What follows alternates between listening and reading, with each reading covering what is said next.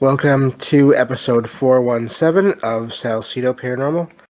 And tonight I'll be talking about the Queen Mary over in California. As always, you can find all episodes of the show, along with links to social media and other ways to contact me, at the podcast page, and that is salcedoparanormal.podbean.com. That's SALSIDO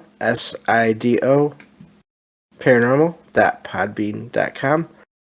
Always happy to hear from you all, whether you have comments or questions or topic suggestions, or stories of paranormal experiences, whether they're your own or from others that you trust. Happy to either read those or have you join me on the show to talk about them.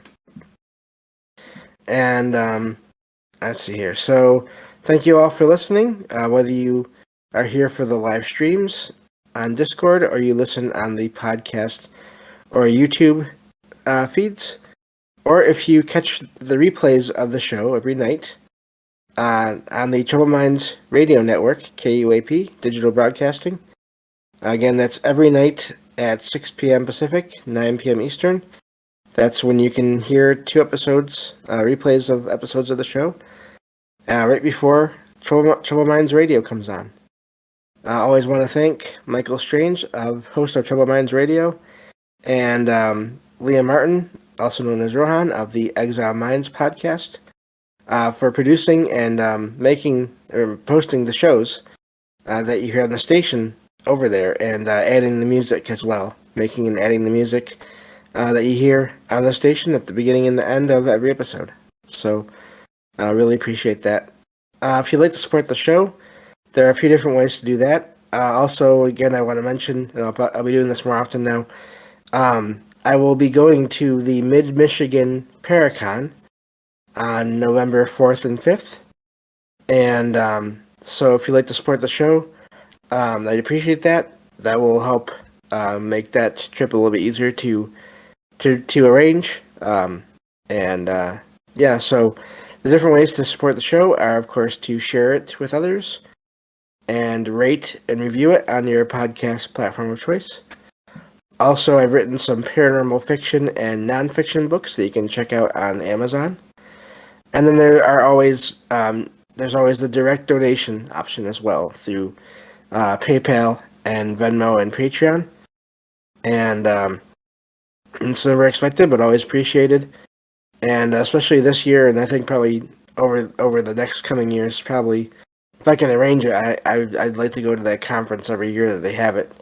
Just because it's the closest one that I know of to me, so really excited for that. I will be going there and recording whatever I can, and then making a show or two about it once I get back home from there. So that is the plan, sort of just to go there and see what I can learn and see what I can share out of that with you all when I get back home. So I think that covers everything.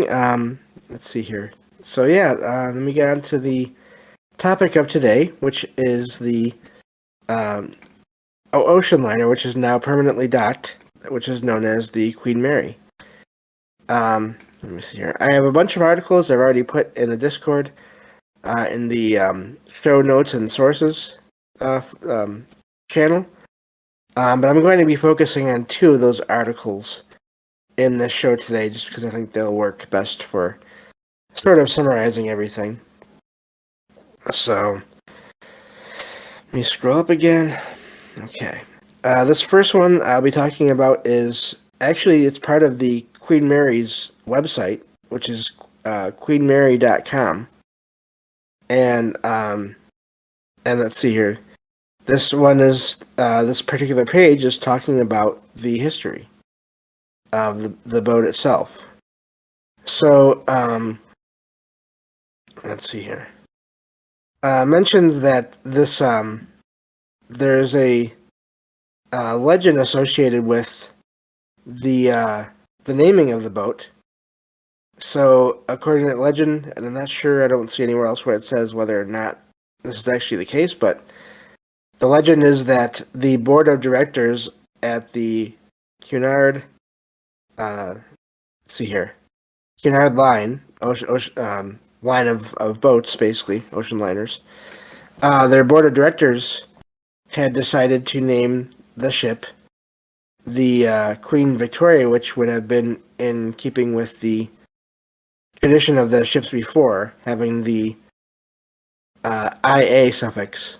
So, and so they wrote to the UK, basically contacted the UK to ask King George. Let's see here.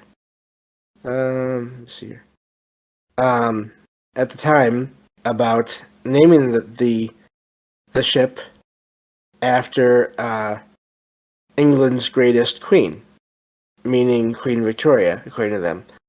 Again, I don't know about any of these things, and which was the king's grandmother.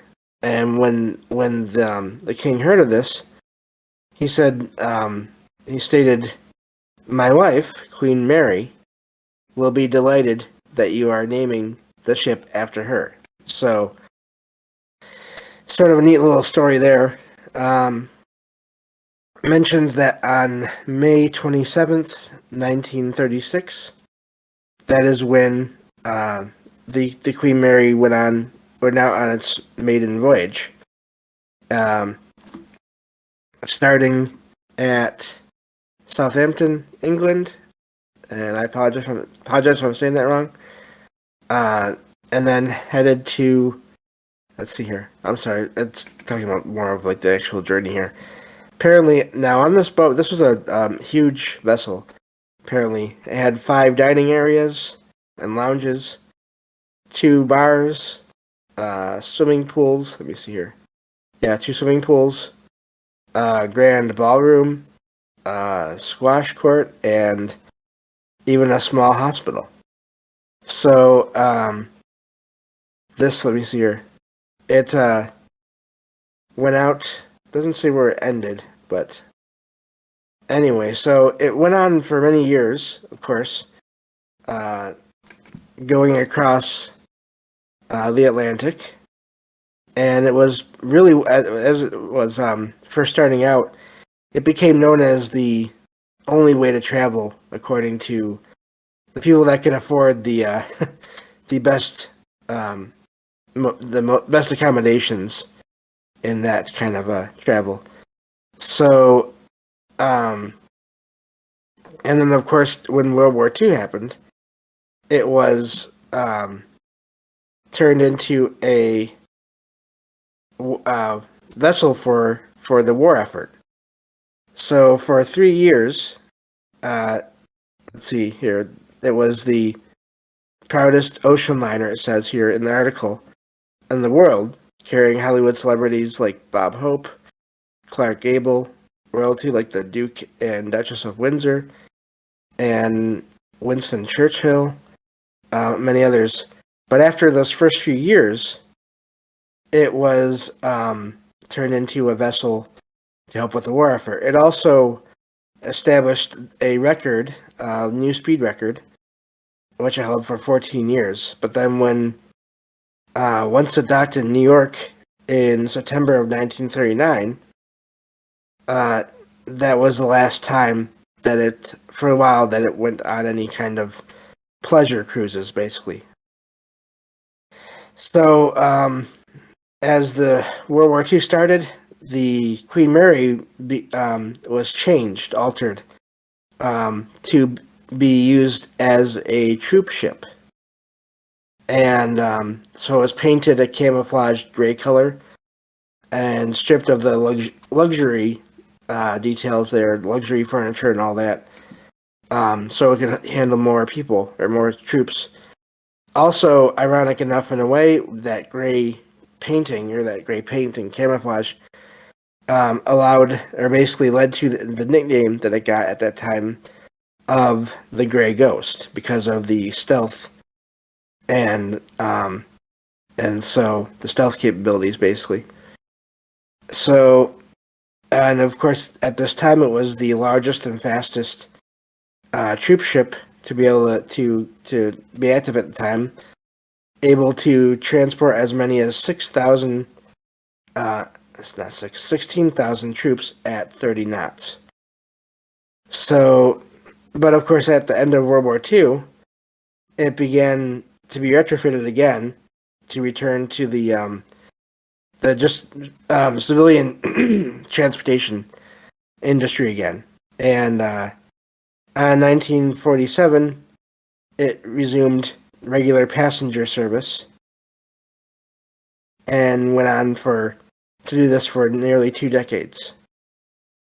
So now, in the 1960s, the popularity of air travel started to have a direct impact on the number of people that were signing up to go on these journeys across the ocean with in a boat. So in 1965, the entire fleet, the Cunard fleet, was operating at a loss, and so they decided to retire and sell the Queen Mary.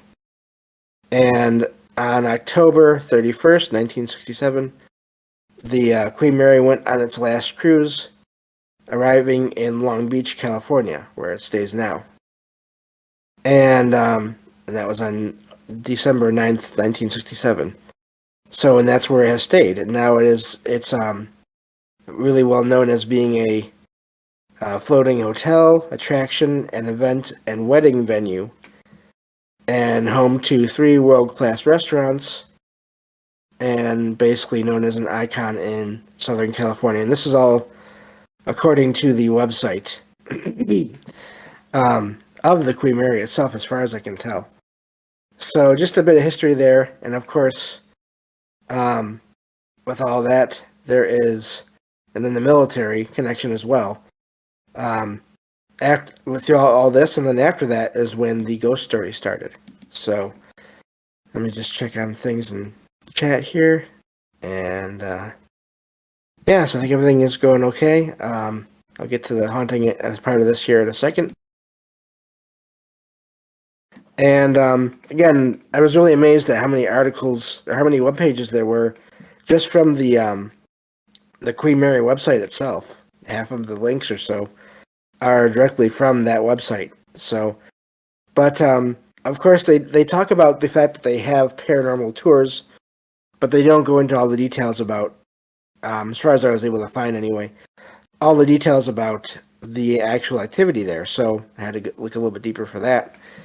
And that's when I found this article by Legends of America that talks about actually the title of the article is Ghosts of the Queen Mary in Long Beach, California. So, let me see here.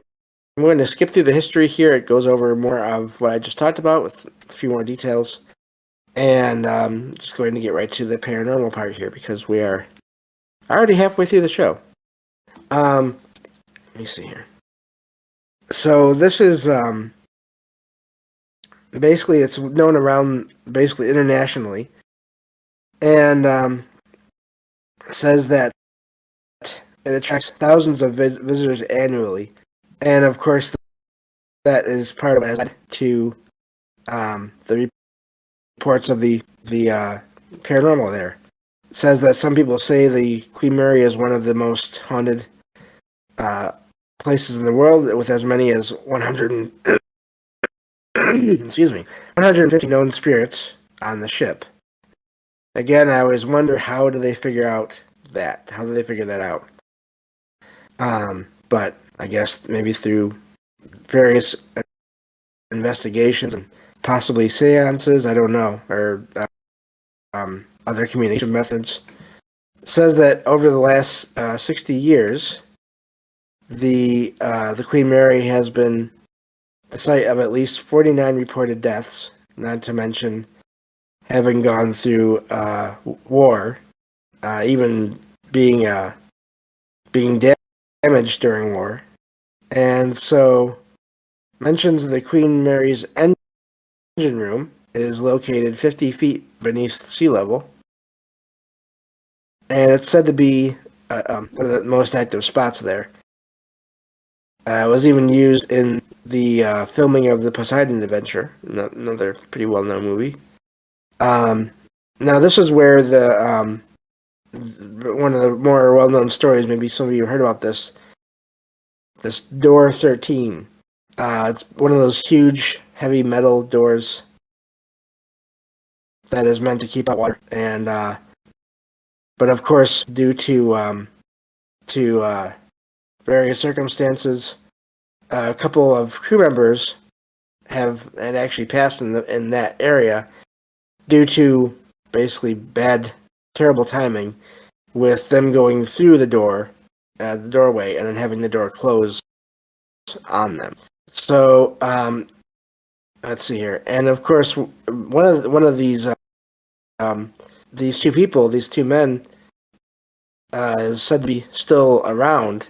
An apparition, basically dressed in blue coveralls and with a beard, and he's often been seen, it says, walking the length of Shaft Alley before disappearing by door 13. So, let's see here. Both these articles, a lot of these articles have a lot of pictures, so definitely recommend checking them out. Let's see here.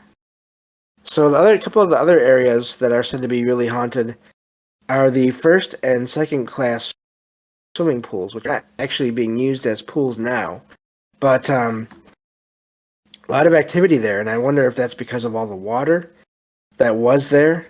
But says that people have witnessed, and these pools have been closed for more than 3 decades, but you can still, I'm guessing, see them on their various tours and everything. Apparently, women have often appeared in 1930s-style swimming suits, wandering around the areas around the pool. Other people have heard the sounds of splashing water, which, of course, there is no water, and also seen wet footprints leading from the pool to the changing rooms. That's amazing, because that's transfer of water from a place where there is not currently any water onto a surface. So unless it's a apparition in and of itself, but mentions that in the second class pool room, there's a spirit of a little girl there who is seen and heard. Now this is one of those odd cases where the legend says that she passed away in the pool, but there's not any major evidence to support that this actually happened, and yet there's still reports of a little girl seen in this area. So that's amazing.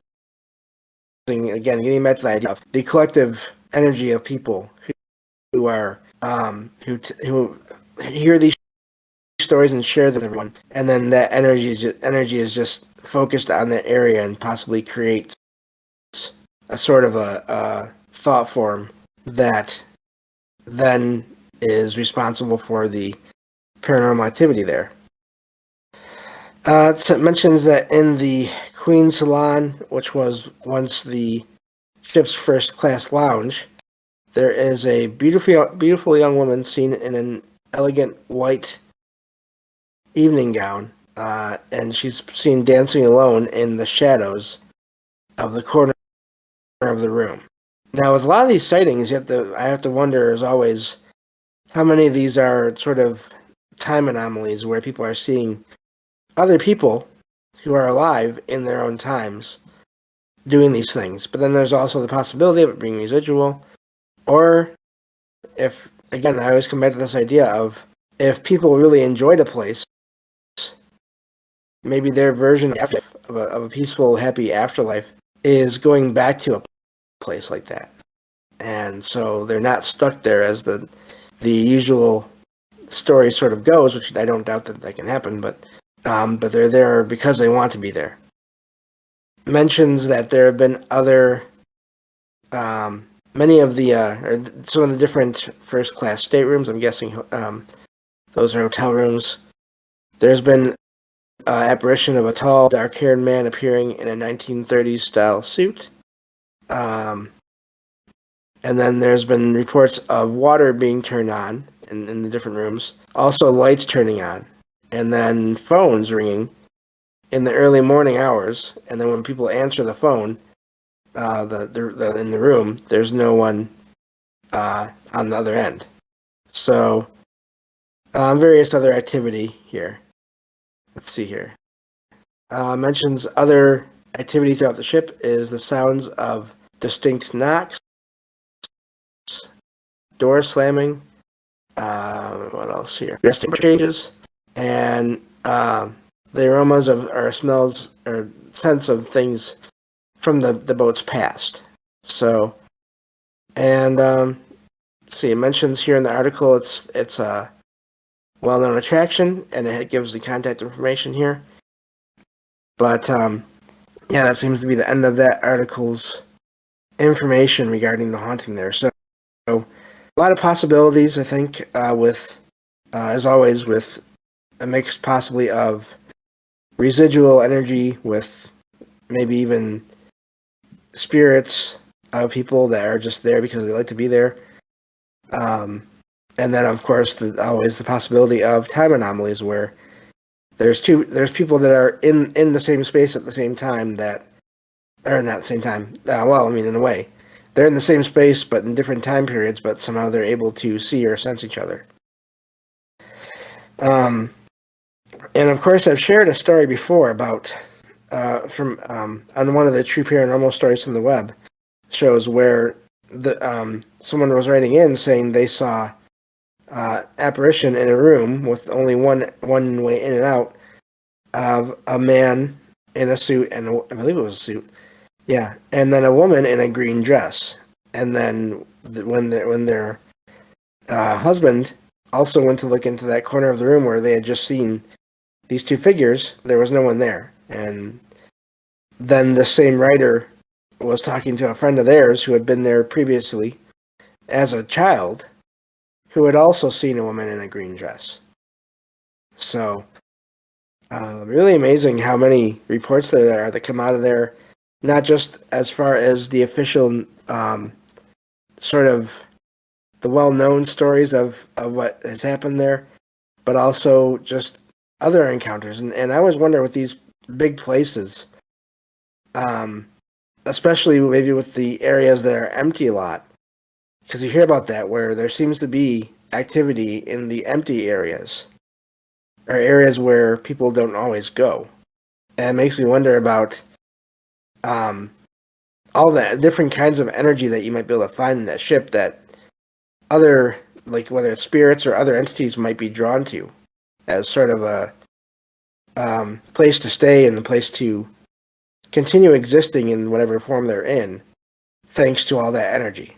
So, this idea of all the apparitions that are there might not even be directly tied to the history of the boat itself. So, so this was a lot of fun to look into, and hope you all enjoyed this. And I don't know for sure what place I'm going to talk about next time, but I really enjoy doing these topic-based episodes and these looks into these fairly well-known places that seem to have a lot of paranormal activity going on in them. So thank you all for listening, and I will talk to you all on the next episode of Salcedo Paranormal. Take care.